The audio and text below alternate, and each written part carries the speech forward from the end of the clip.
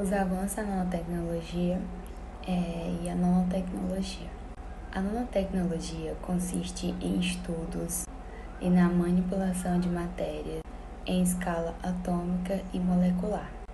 O nome dado a essa nova tecnologia deriva do termo nanométrico, que corresponde a bilionésimo de metros, e foi definido pela Universidade de Tóquio em 1974. A utilização de nanomateriais em medicina faz com que as instrumentações e metodologias em análise sejam melhoradas a cada nova descoberta. Por isso, a utilização de técnicas de diagnóstico baseadas em nanopartículas oferece uma alta sensibilidade, como no caso de diagnóstico de cânceres iniciais, no estágio inicial. Por exemplo, se uma nanopartícula for suficientemente seletiva na marcação de uma célula cancerígena e esta for diagnosticada por imagem ou outra técnica analítica atualmente sensível, aumentará as chances do paciente ter a cura completa sem atingir a outros passos da própria doença. Os avanços da nanotecnologia e a nanotecnologia na saúde. A nanotecnologia é uma ação de processos, descobertas e pesquisas em prol da saúde humana, e muitas vezes conhecida também como nanociência. Por trabalhar com processadores extremamente pequenos, a nanotecnologia tem acesso até às células mais profundas, que é extremamente difícil de ser atingido por outros meios, que no caso é através das injeções, que é direta na corrente sanguínea do paciente, ou por comprimido, pílula, por etc. De um paciente com câncer de mama. Em 1899, o carcinoma de célula basal foi curado pela radiação. No início, a ótima resposta para o tratamento de tumores de pele superficiais gerou uma esperança para a cura do câncer. Surgiu-se então uma onda de pessimismo quando começaram a surgir recorrências e injúrias devido à radiação. Os pioneiros do tratamento radioterapêutico usavam a dose eritema, que é uma dose muito forte, ou a dose de radiação necessária para causar a vermelhidão na pele, para estimar a profundidade do tratamento. Nessa época, além da terapia por raio-x, usava-se a terapia através do elemento radioativo rádio-226, em forma de agulhas, tubos e moldes para a branquiterapia. A teleterapia se deu através das bombas de rádio na década de 1920. Na década de 1950, chegaram as máquinas de cobalto, utilizadas na teleterapia. Na branquiterapia, na década de 1960, as seguintes fontes de radiação começaram a ser utilizadas: o cobalto-60, o césio-137, o ouro-198 e o irídio-192. Nessa mesma época, os aceleradores lineares foram desenvolvidos através do raio-x de megavoltagem e feixes de elétrons controlados por computador. Hoje, poderosos sistemas de planejamento são utilizados para o tratamento e são capazes de realizar o cálculo de dose em três dimensões, calculando com eficiência a eficácia e a dose de tumores. O conceito da radioterapia. Nas décadas seguintes, a medicina descreveu novas técnicas, sempre no sentido de alcançar um efeito diferenciado nos tecidos normais, em relação aos tecidos neoplásticos. O tratamento radioterápico pode ter a finalidade curativa ou paliativa, que seria uma melhora. Desde já agradeço. Olá, eu vou falar sobre a radioterapia. O objetivo principal da radioterapia é alcançar um índice terapêutico favorável, levando as células malignas a perder a sua clonogenicidade e, ao mesmo tempo, preservando os tecidos normais. As considerações físicas da radioterapia. da interação das radiações ionizantes com a matéria, resulta a transferência da energia existente na radiação para os átomos do meio através do qual a radiação está passando. Pode-se dividir as radiações ionizantes em corpusculares e eletromagnéticas. As radiações corpusculares, por terem carga e massa, cedem sua energia cinética através de atrito, de colisões com os átomos do meio em que ela passa. Já a radiação eletromagnética sofre atenuação correspondente a uma diminuição do número de fótons emergentes do meio.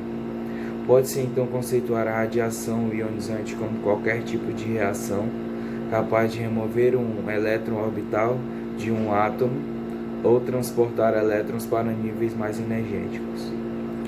A história da radioterapia. Desde o final do século XIX, pacientes com tumores são tratados com radiação ionizante. A descoberta do raio-x e da radioatividade foi prontamente seguida do uso terapêutico dos mesmos. O primeiro uso do raio-x foi realizado em 29 de janeiro de 1896, no tratamento de um paciente. Bom, eu vou falar sobre a quimioterapia. A quimioterapia é tratamento que utiliza medicamentos para destruir células doentes que formam um tumor ou um câncer. A medicação desse tratamento pode ser feita de via oral, que é comprimidos, cápsulas ou líquidos, e intravenoso, que é pela veia, intramuscular, que é pelo músculo, a subcutânea, que é abaixo da pele, é aplicada por meio de injeção diretamente no tecido gorduroso acima do músculo. Tem a intratectal, que é pela espinha dorsal, que é um líquido da espinha administrada pelo médico, que é feito numa sala própria ou num centro cirúrgico. Tem o tópico, que é sobre a pele, que é um líquido ou uma pomada. A quimioterapia ela pode ser feita de maneira isolada ou pode ser feito combinado com uma radioterapia. Ela pode ter a capacidade de multiplicação das células cancerosas e pode ter 4 finalidades, que é a curativa, a adjuvante, que é a prevenção de metastases e a recaída do tumor, a prévia ou a neoadjuvante, que é a redução do tumor, e a paliativa, que é a melhoria na qualidade de vida ou o aumento da sobrevida do paciente. Certos medicamentos podem causar desconforto, ardência, queimação e placas avermelhadas na pele. A quimioterapia ela pode ter alguns efeitos colaterais, que alguns pacientes têm muitos efeitos, outros pacientes têm poucos efeitos, varia muito de paciente para paciente esses efeitos colaterais. O médico ele pode receitar algum medicamento para que não ocorra esses efeitos colaterais. Esses efeitos colaterais são fadiga, perda de peso, perda de cabelo, náuseas, vômitos, infecção, anemia, entre outros. O fim do tratamento ele é feito de acordo com o tumor, de acordo com o caso, como está. O paciente pode não demonstrar mal-estar, mas é necessário sim ter o medicamento, está sendo acompanhado pelo médico, e somente o médico pode falar quando chega realmente o fim do tratamento. E sempre o paciente precisa estar sendo acompanhado, mesmo com o fim do tratamento, precisa estar acompanhado para saber como está, se aconteceu alguma coisa, se apareceu algo onde tinha um tumor. Micropartículas são pedaços muito pequenos de substâncias. Eles são construídos de polímeros biocompatíveis que possuem afinidade com organismos vivos e não tóxicos, para auxiliar na entrega de fármacos. Esses materiais são facilmente assimilados pelo organismo humano e, nas épocas de vacinas e tratamentos convencionais, estão sendo questionados. Tecnologias como estas podem se tornar poderosas ferramentas ao combate de diversas doenças.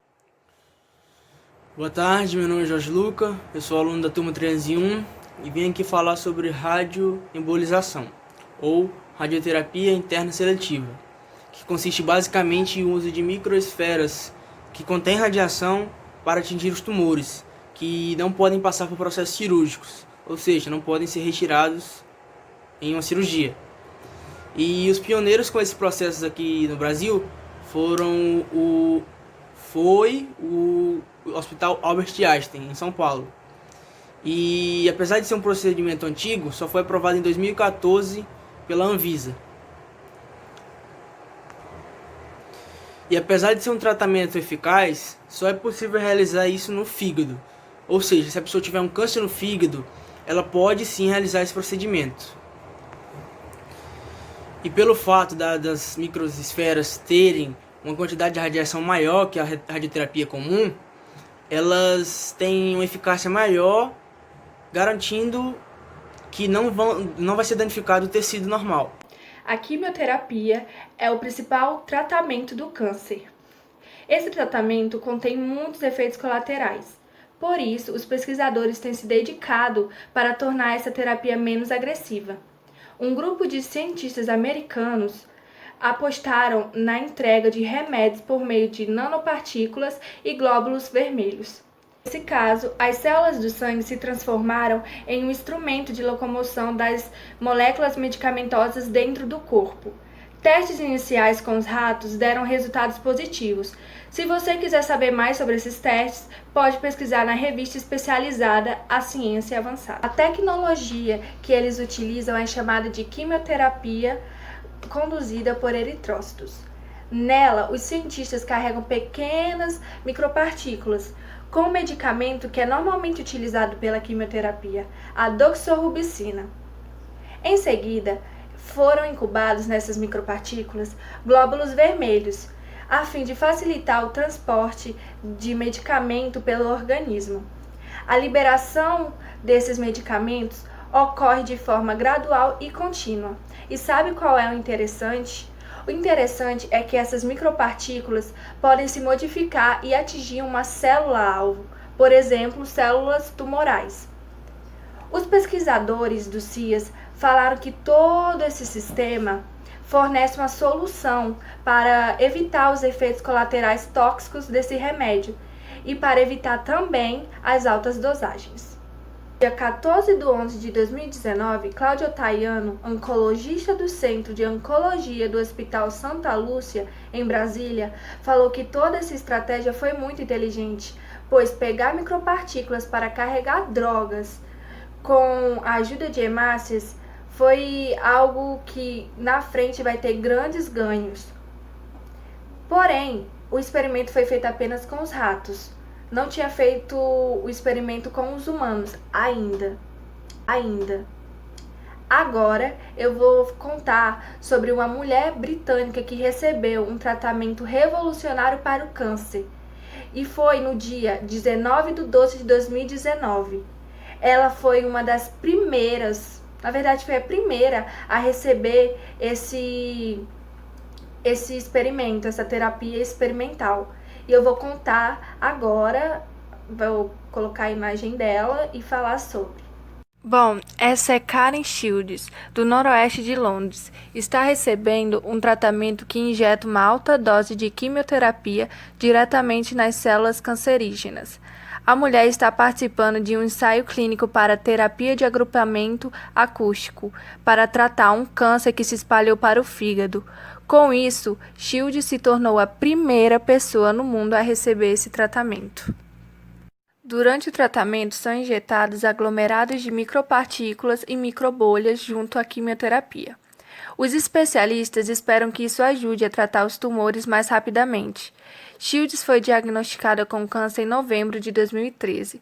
Está sendo tratada pelo ICR, em Londres. Varreduras de ultrassom são usadas para garantir que os aglomerados bombeiem a droga para dentro do tumor, significando que uma dose substancialmente maior de quimioterapia atinge as células cancerígenas.